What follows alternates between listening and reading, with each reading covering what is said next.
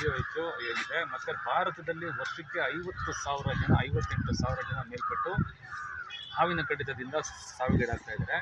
ನಾವು ವನ್ಯಜೀವಿ ರಕ್ಷಕರು ಮತ್ತು ಉರಗ ರಕ್ಷಕರಾಗಿ ನಾವೇನು ಮಾಡ್ತಾ ಇದ್ದೀವಿ ಅಂದರೆ, ಹಾವುಗಳನ್ನ ಮತ್ತು ಮಾನವ ಮತ್ತು ಹಾವು ಸಂಘರ್ಷವನ್ನು ನಿರ್ವಹಿಸುವಂಥ ಕೆಲಸಗಳನ್ನ ಮಾಡ್ತಾ ಬರ್ತಾ ಇದ್ದೀವಿ.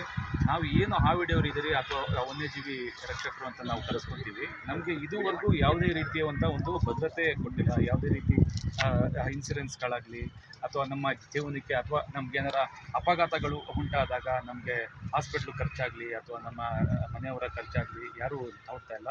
ಸರ್ಕಾರ ಇನ್ಮೇಲಾದರೂ ಇದ್ರ ವಿಚಾರವಾಗಿ ಗಮನ ಕೊಟ್ಟು ಇನ್ಸೂರೆನ್ಸ್ ಆಗಲಿ ಅಥವಾ ಹಾವು ಹಿಡಿಯೋರಿಗೆ ಭದ್ರತೆಗಾಗಿ ನೋಡಿ, ಇವಾಗ ನಾವು ಪ್ರತಿನಿತ್ಯ ಹಲವಾರು ಕರೆಗಳು ನಮಗೆ BBMP ಅರಣ್ಯ ಘಟಕಕ್ಕೆ ಬರ್ತಾ ಇರ್ತದೆ.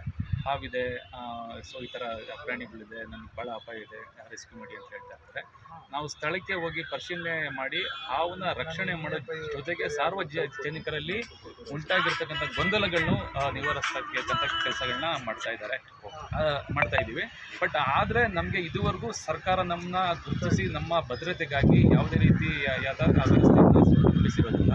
ಮತ್ತು ನಮಗೆ ಗೌರವದ ಧನ ಸಹ ಏನು ಕೊಡ್ತಾ ಇದ್ದಾರೆ ಅದು ನಮಗೆ ಸಾಲ್ತಾ ಇಲ್ಲ.